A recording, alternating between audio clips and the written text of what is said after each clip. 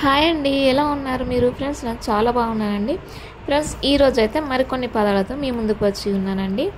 ఒక శిల్పి కొండకు వెళ్ళి మిమ్మల్ని నేను రూపుదిద్దాలి అని అనుకుంటున్నాను అని మొదటి రాయిని అడుగుతారండి. మొదటి రాయి, నేను ఒప్పుకోను, మీరు మమ్మల్ని శిల్పాలని చెక్కేటప్పుడు దెబ్బలు తగిలి నొప్పిగా ఉంటుంది అని అంటుంది. కాబట్టి ఆ శిల్పి మళ్ళీ రెండవ రాయితోనే అడుగుతాడు. అప్పుడు ఆ రెండవ రాయి సరే అని చెబుతుంది. శిల్పి కొన్ని రోజులకి రెండో రాయిని శిల్పంగా మారుస్తాడు. నీతి. దెబ్బలు తిన్న రాయి ఇప్పుడు గుడిలో దేవతలా ఉంది. దెబ్బలు తినకుండా ఉన్న రాయి అదే గుడిలో దెబ్బలు తింటుంది, అదే కొబ్బరికాయ రూపంలో. అదేనండి, మొదటి రాయి ఏమో ఒప్పుకోలేదు కదండి, చాలా నొప్పిగా ఉంటుంది, మీరు మమ్మల్ని చెక్కేటప్పుడు నేను ఒప్పుకోను, నువ్వు మమ్మల్ని రూపుదిద్దడానికి కానీ మొదటి రాయి చెబుతుంది కదా. ఆ రాయే ఇప్పుడు ఆ విగ్రహం ముందు కొబ్బరికాయలతో రోజు దెబ్బలు తింటూ ఉంది. అదే రెండవ రాయి ఒప్పుకుంది కదా శిల్పి చెక్కడానికి. ఆ శిల్పి చెక్కిన విగ్రహమే ఆ గుడిలో ఉన్న దేవుడు. దీనిని బట్టి నీతి మనం అర్థం చేసుకోవాలి. సూర్యుడు ఒకసారి అందరినీ అడిగాడు, నేను అస్తమించిన తర్వాత నా స్థానంలో ఇంకెవరైనా నాలా పని చేయగలరా అని. అప్పుడు అక్కడ ఉన్నవారు అందరూ, సూర్యుడిలా పని చేయగల వారెవరున్నారు?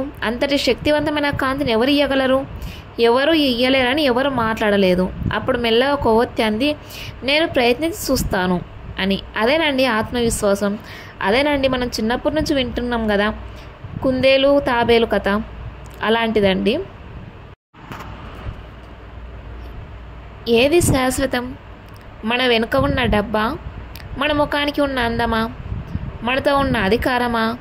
అసలు మనమే ఈ భూమి మీద శాస్త్రం కాదు. ఇవన్నీ మనలానే శాస్త్రం అవుతాయి. ఒంటరిగా తల్లి గర్భం నుంచి వచ్చినాము, ఒంటరిగా భూగర్భంలోనికి పోతాము. ఇదే జీవితం.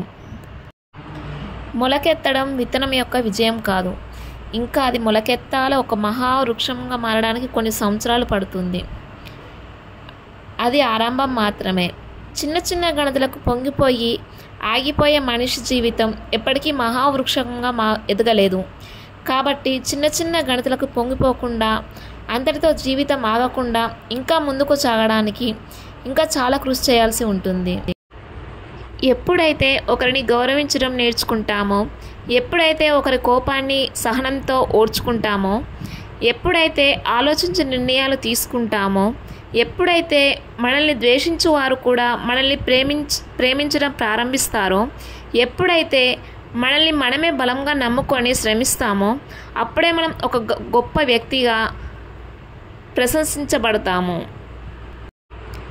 ఒకరి వసతిని చూసి మర్యాద ఇవ్వకండి, వయసును చూసి మర్యాద ఇవ్వండి. ఎందుకంటే వసతులు అందరికీ కలిసి రావు. బండ్లు ఓడలవుతాయి, ఓడలు బండ్లు అవుతాయి.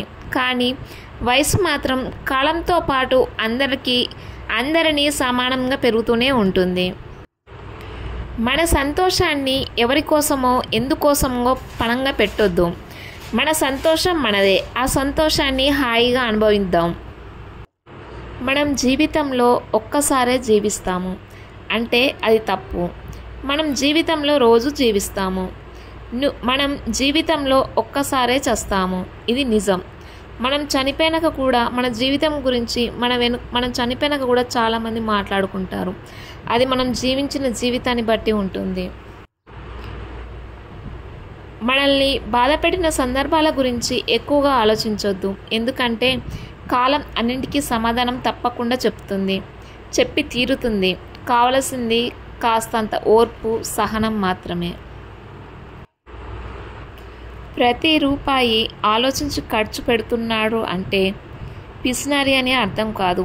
ఎందుకంటే రూపాయి విలువ తెలిసినోడై ఉండొచ్చు కదా. రూపాయి సంపాదించినప్పుడు ఆ రూపాయి విలువ అనేది తెలుస్తుంది. రూపాయి ఖర్చు పెట్టడానికి ఆలోచిస్తున్నాడంటే ఆ రూపాయి